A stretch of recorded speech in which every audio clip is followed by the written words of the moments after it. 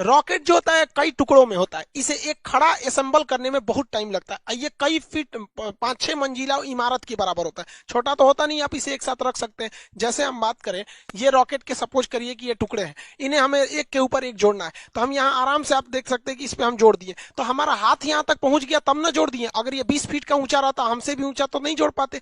यही प्रॉब्लम हो जाता है इसरो के सैटेलाइट रॉकेट्स के साथ। इन रॉकेट को कई टुकड़ों में लाया जाता है और यहाँ रख के क्रेन के मदद से खींचा जाता है।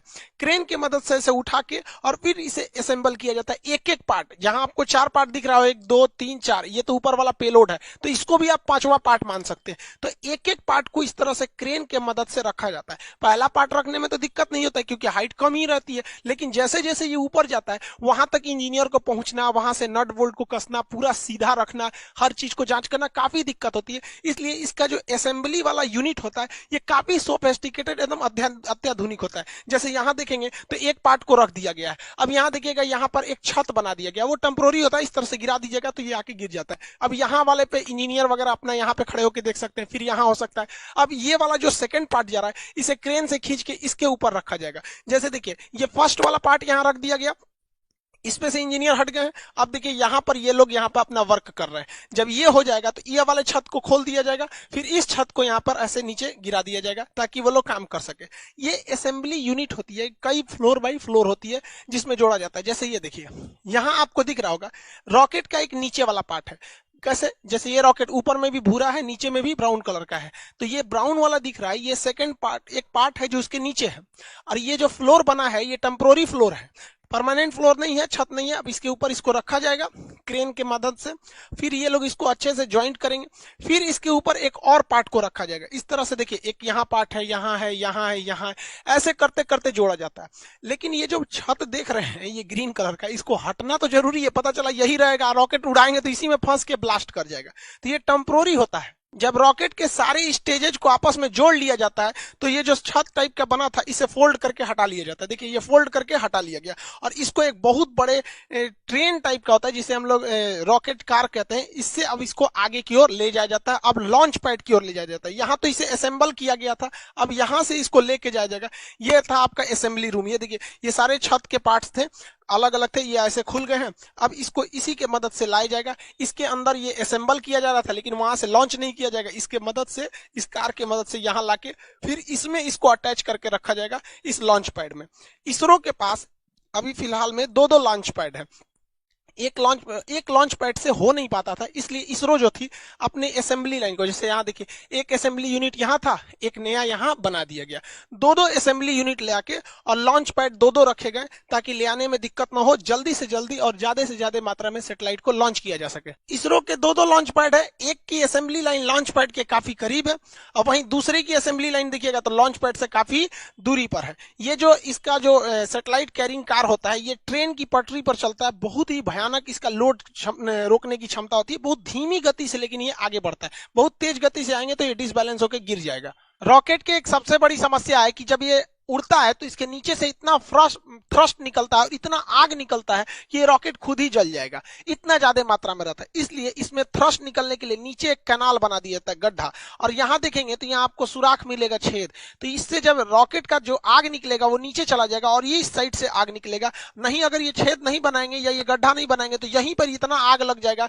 कि लॉन्च पैड सहित यही जल सकता है। यहाँ देख सकते हैं आप आराम से कि इसमें जो सुराख था इसका जितना थ्रस्ट है इसमें गया और इस साइड से, दोनों साइड से निकल रहा है। तो ये कैनाल बनाना जरूरी है वरना ये अपने में थ्रस्ट करके मर जाएगा, वहां पे ब्लास्ट करके, मतलब ये खुद ही जल जाएगा। यहाँ नीचे गिरा और इस तरह से दोनों डायरेक्शन में हट गया, या ये इस डायरेक्शन में जाता है ताकि वो ज्यादा से ज्यादा आग को अलग डायरेक्शन में फैला सके। जब सैटेलाइट को लॉन्च पैड पे रखा जाता है तो इसमें जितने सेंसर वगैरह होते हैं वायर से ये लोग कनेक्टेड किए रहते हैं। इसमें जितनी चीजें होती हैं ये कनेक्ट करके रखी गई रहती है। जब काउंटडाउन उल्टी गिनती चालू होती है 48 घंटा पहले से, अगर इसमें भी कोई गड़बड़ी पाई जाएगा तो यहीं पे रोका जा सकता है, और अगर गड़बड़ी नहीं पाई गई तो रॉकेट को लॉन्च कर दिया जाता है। लेकिन समस्या क्या होती है, जो इसमें फ्यूल रखा जाता है तो जो फ्यूल रहता है उसे बहुत ही कम टेम्परेचर पे रखा जाता है। और 2 दिन पहले पहले ही इसकी पूरी तरह तैयारी कर दी जाती है। तो इसे धूप में छोड़ने से क्या होता है, उसका टेम्परेचर बढ़ सकता है, अंदर रिएक्शन वगैरह हो सकता है, इसलिए इसके बाहर एक इंसुलेटर की परत लगा दी जाती है। देखिए ये एक परत लगा दिया जाता है इंसुलेटर की इसके चारों ओर बाहर में, ताकि जो फ्यूल है वो हीट उस पर ना मिल सके। और जब ये लॉन्च करता है तो यही टुकड़ा नीचे गिरने लगता है। तो आप जब भी देखेंगे सैटेलाइट लॉन्च करते समय ये टुकड़े बाहर गिरते रहते हैं, ये फ्यूल को रोकने के लिए इंसुलेटर होता है जो हीट को अंदर जाने नहीं देता है। रॉकेट जब जमीन से ऊपर जाता है तो ये न्यूटन के तीसरे नियम पे काम करता है, ये थ्रस्ट धकेलता है और ये ऊपर जाता है। लेकिन आपको पता है कि पृथ्वी का अपना गुरुत्वाकर्षण क्षमता होती है, ये किसी चीज को अपनी ओर खींचती है। आप पृथ्वी से जितना ज्यादा करीब रहेंगे वो उतना ज्यादा खींचेगा। इसलिए रॉकेट को सबसे ज्यादा ताकत की जरूरत होती है तब जब वो जमीन छोड़ रहा होता है, क्योंकि वो पृथ्वी के करीब है। आप पृथ्वी को छोड़ के ऊपर जाएंगे या नीचे जाएंगे, जी की वैल्यू घटती है। ये फिजिक्स के चैप्टर में पढ़ाए थे हम आपको, गुरुत्वाकर्षण वाले चैप्टर में।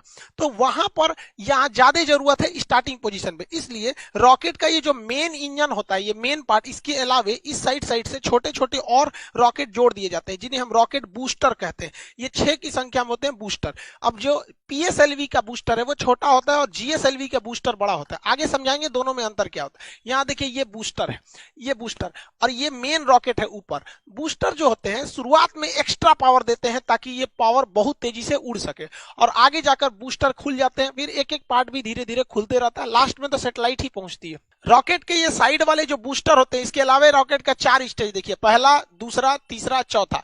ये ऊपर वाला ये होता है, इसे पेलोड भरा होता है, इसी को हम लोग बोलते हैं प्रोटेक्टिव केसिंग। ये ढक्कन के समान होता है। इसी ऊपरी भाग में हम लोग सैटेलाइट को रख के या जिस चीज को लॉन्च करना है उसको इसमें रख के भेज देते हैं। अब देखिए ये ऊपर वाला जो सैटेलाइट केसिंग होती है, देखिए साइड साइड में ये हिस्सा है, इसी के अंदर हम लोग सैटेलाइट को रखे हैं। सैटेलाइट को रखने के बाद इसको जब ढक देते हैं तो ये पूरी तरह से बंद हो जाता है। जो रॉकेट का ऊपरी भाग देखते हैं ये खुला हुआ रहता था, यही वाला हिस्सा है। देखिए ये एक साइड में इधर खुला हुआ है, एक साइड में इधर खुला है, बीच में इसको बंद कर दिया जाता है। तो ये रॉकेट का बीच में बंद कर दिया गया। तो ये जो होता है उसका प्रोटेक्टिव केसिंग होता है, इसी के अंदर सारे रॉकेट को भरे गए रहते हैं। इस बार जैसे देखिए, जैसे रॉकेट जाता है तो ये प्रोटेक्टिव केसिंग खुल जाता है, इसके अंदर सैटेलाइट होते हैं। इस बार वहां पे भागवत गीता और नरेंद्र मोदी का फोटो भी भेजा गया है।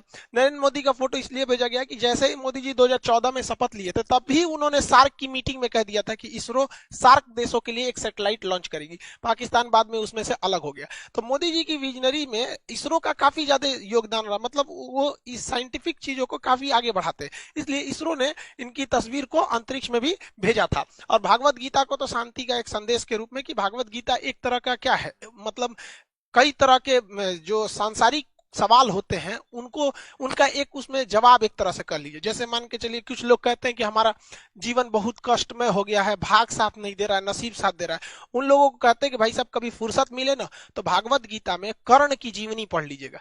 बेचारा जब से पैदा हुआ और जब तक मृत सैया पर भी लेटा था तो भी अपना दांत तोड़ के वो दम दे दिया था।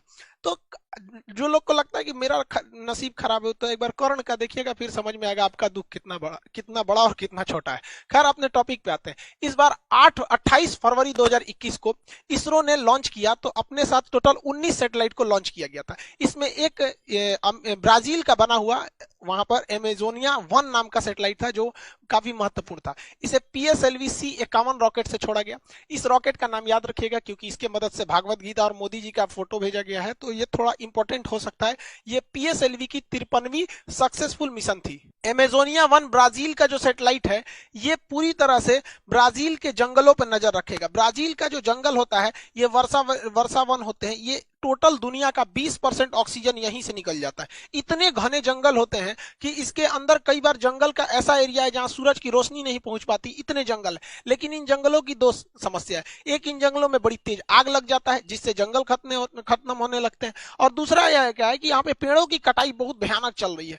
पेड़ों की कटाई तो भाई साहब पूरी दुनिया में चल रही है, हर जगह पेड़ काटे जा रहे हैं, और जिस रफ्तार से पेड़ों की कटाई चल रही है वह दूर नहीं जब हरियाली के नाम पे केवल लड़कियां बच जाएंगी। तो इसके लिए जो ब्राजील है वो एमेजोनिया 1 नाम का सैटेलाइट लॉन्च कर रहा है ताकि वो अपने जंगलों पर नजर रख सके। भैया जरूरी भी है, पूरी दुनिया का फेफड़ा कहा जाता है ब्राजील के जंगलों को। इसमें 19 सैटेलाइट थे जिसमें एक एमेजोनिया 1, दूसरा महत्वपूर्ण था सिंधु नेत्र। ये भारत ने छोड़ा था। ये समुद्री क्षेत्र पर निगरानी के लिए किया गया क्योंकि घुसपैठ वगैरह न हो। आप याद कीजिए अजमल कसाब जैसे जो घुसपैठ हुए थे छोटे मोटे जहाजों से, इस वजह से वो समुद्री एरिया में किसी भी संदिग्ध जहाजों पर इस सैटेलाइट से नजर रखा जा सकता है, क्योंकि वो जो टेररिस्ट वगैरह जो घुसते हैं या स्मगलर जो ड्रग्स वगैरह का करते हैं, उन्हें लगता है कि नहीं यहाँ से तो कोई मतलब नौसेना की जहाज नहीं है, तो कितना बेहतरीन कोऑर्डिनेशन हो जाएगा। जैसे मान के चलिए नौसेना ने कहा कि भैया इस एरिया में मेरी जहाज नहीं है, तो सैटेलाइट से उस एरिया पे ज्यादा नजर रखा जाएगा, और जिस एरिया में नौसेना अभी पेट्रोलिंग पे है तो उस एरिया के सैटेलाइट पे उतना फोकस नहीं किया जाएगा। देखिए इसरो जो है, इंडियन स्पेस रिसर्च ऑर्गेनाइजेशन, इसका काम केवल है कि रॉकेट बनाओ